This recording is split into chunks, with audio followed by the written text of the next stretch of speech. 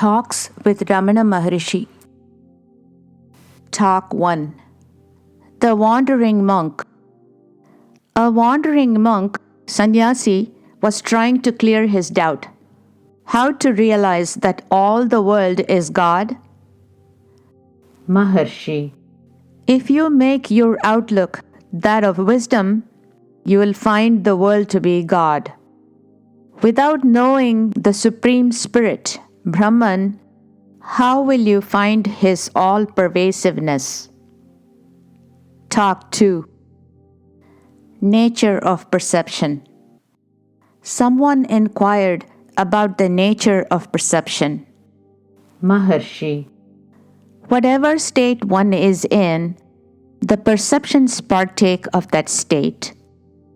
The explanation is that in the waking state, Jagrat, the physical body perceives physical names and forms. In the dream state, Swapna, the mental body perceives the mental creations in their manifold forms and names. In the dreamless, deep sleep state, Shushupti, the identification with the body being lost, there are no perceptions. Similarly, in the transcendental state, identity with Brahman places the man in harmony with everything, and there is nothing apart from his self. Talk 3. Nature of happiness. A question was asked as to the nature of happiness. Maharshi. If a man thinks that his happiness is due to external causes and his possessions, it is reasonable to conclude that his happiness must increase with the increase of possessions and diminish in proportion to their diminution. Therefore, if he is devoid of possessions, his happiness should be nil. What is the real experience of man? Does it conform to this view? In deep sleep, the man is devoid of possessions, including his own body.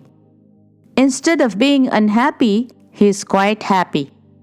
Everyone desires to sleep soundly. The conclusion is that happiness is inherent in man and is not due to external causes. One must realize his self in order to open the store of unalloyed happiness. Talk 4. Educated young man. Maharishi was asked by an educated young man, "How do you say that the heart is on the right, whereas the biologists have found it to be on the left?" The man asked for authority. Maharshi. Quite so. The physical organ is on the left. That is not denied. But the heart of which I speak is non-physical and is only on the right side. It is my experience. No authority is required by me. Still, you can find confirmation in a Malayalam Ayurvedic book and in Sita Upanishad.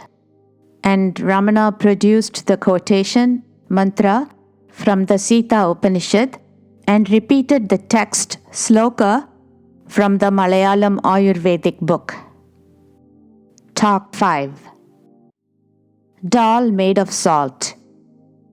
Mr. M. Friedman, an engineer, remarked on the subject of grace. A salt doll diving into the sea will not be protected by a waterproof coat.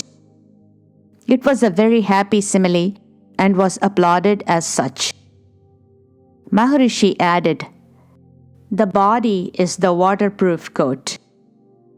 Talk 6. Distraction of mind. A question was asked by a monk, sannyasi, about how to prevent the mind from being distracted. Maharshi. You see the objects on forgetting your own self. If you keep hold of yourself, you will not see the objective world. Talk 7. Occult Powers. Bhagavan was asked about occult powers. When asked if occult powers, siddhis, can be achieved along with omnipotence, Ishvaratva, as mentioned in the last verse of Dakshinamurti Ashtakam, Maharishi said, "Let omnipotence, Ishvaratva, be accomplished first, and then the other question about occult powers may be raised." Talk 8. Sacred Mantras. Visitor. Can anyone get any benefit by repeating sacred syllables, mantras picked up casually? Maharshi. No. He must be competent and initiated in such mantras. Maharishi illustrated this by the following story. A king visited his premier in his residence. There he was told that the premier was engaged in repetition of sacred syllables, japa. The king waited for him and on meeting him asked what the japa was. The premier said that it was the holiest of all, Gayatri. The king desired to be initiated by the premier, but the premier confessed his inability to initiate him. Therefore, the king learned it from someone else, and meeting the minister later, he repeated the Gayatri and wanted to know if it was right. The minister said that the mantra was correct, but it was not proper for him to say it. When pressed for an explanation, the minister called a page close by and ordered him to take hold of the king. The order was not obeyed.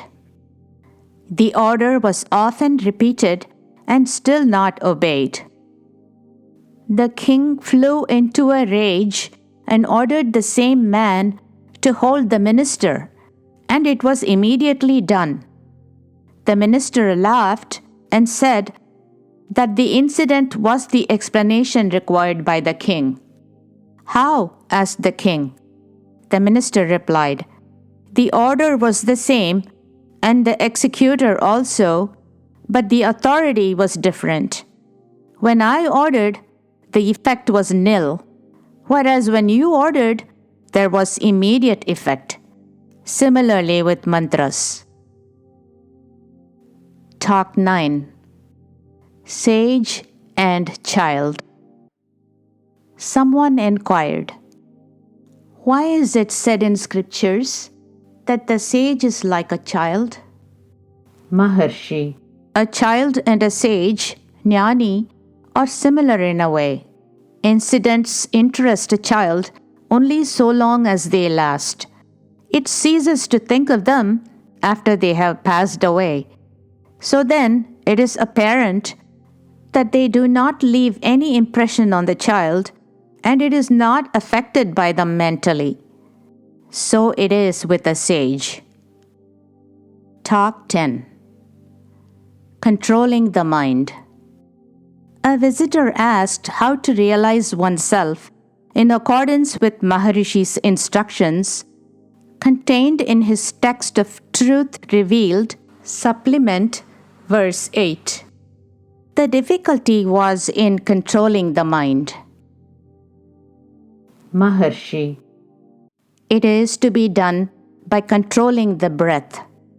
If you practice it by yourself without other help, then the mind is controlled. Otherwise, the mind comes under control spontaneously in the presence of a superior power. Such is the greatness of association with the wise.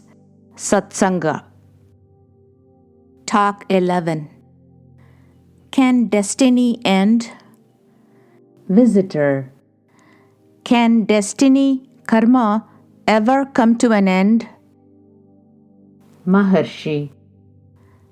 The karmas carry the seeds of their own destruction in themselves. Talk 12. I know nothing. A man asked the Maharishi to say something to him.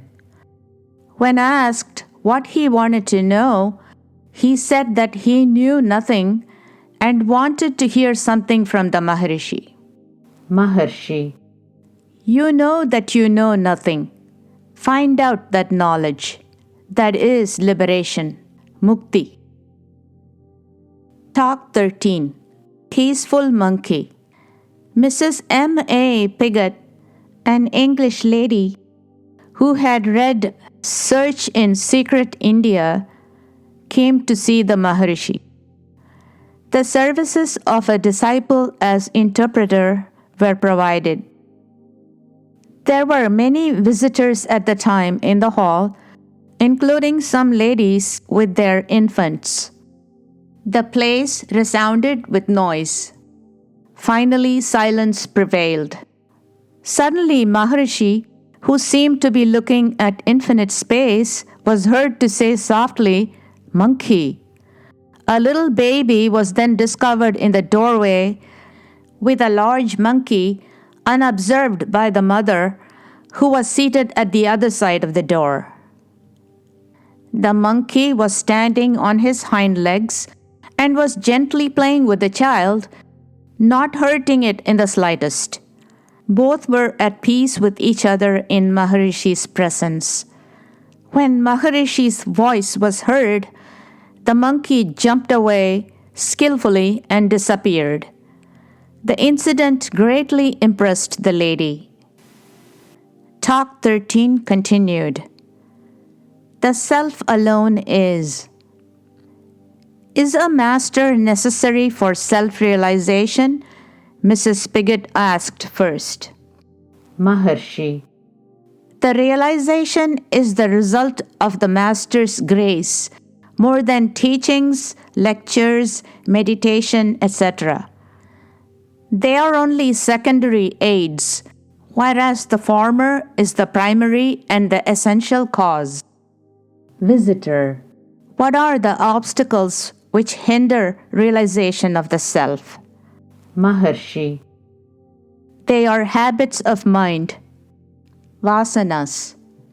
Visitor. How to overcome the mental habits, vasanas? Maharshi. By realizing the self. Visitor. That is a vicious circle. Maharshi. It is the ego which raises such difficulties, creating obstacles, and then suffers from the perplexity of apparent paradoxes.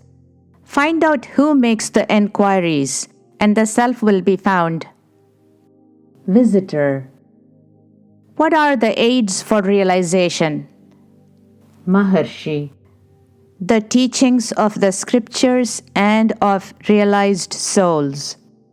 Visitor. Can such teachings be discussions, lectures, and meditations? Maharshi. Yes, all these are only secondary aids, whereas the essential is the Master's grace. Visitor. How long will it take for one to get that? Maharshi. Why do you desire to know? Visitor. To give me hope. Maharshi. Even such a desire is an obstacle. The self is ever there. There's nothing without it.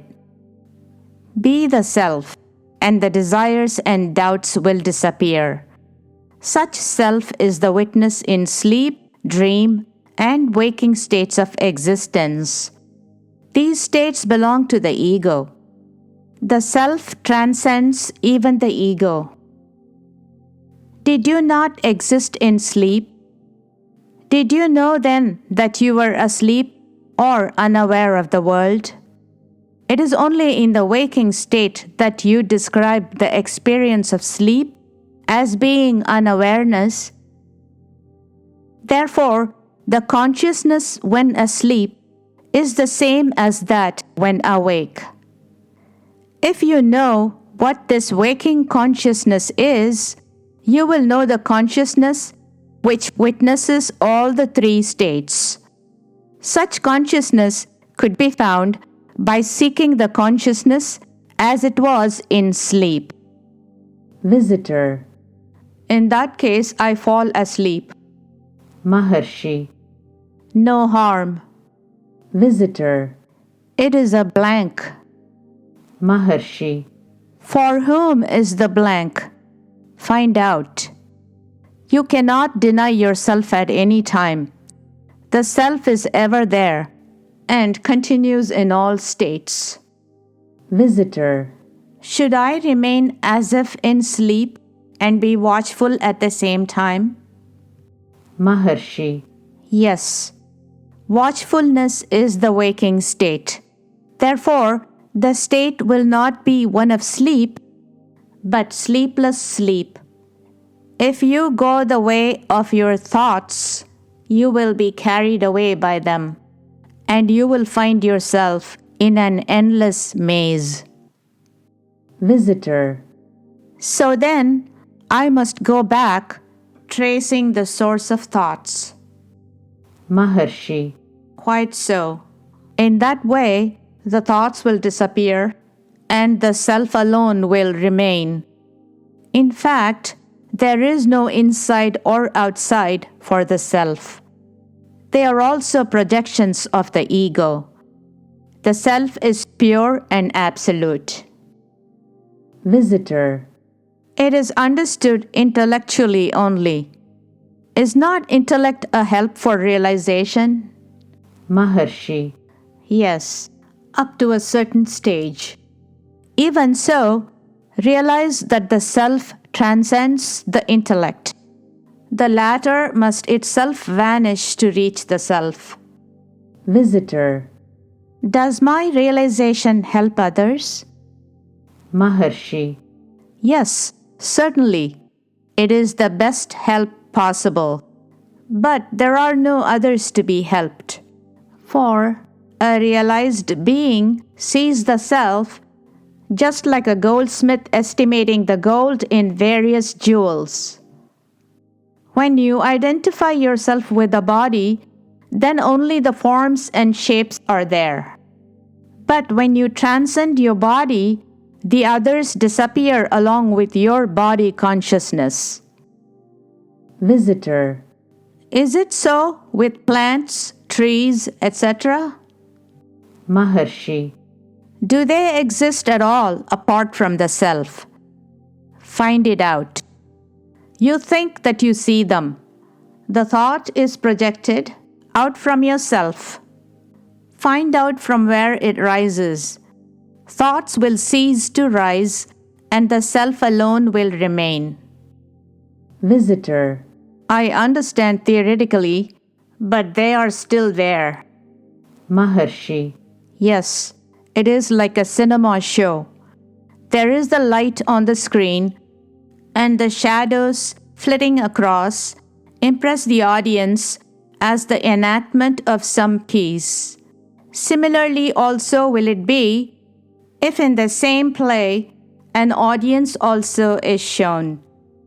The seer, the scene, will then only be the screen. Apply it to yourself.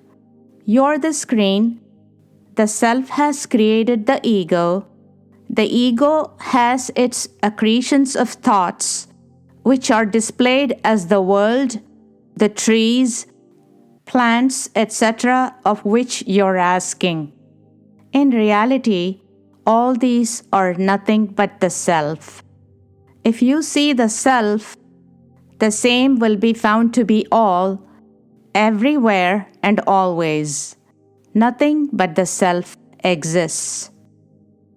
Visitor. Yes, I still understand only theoretically. Yet, the answers are simple and beautiful and convincing. Maharshi. Even the thought, I do not realize, is a hindrance. In fact, the self alone is.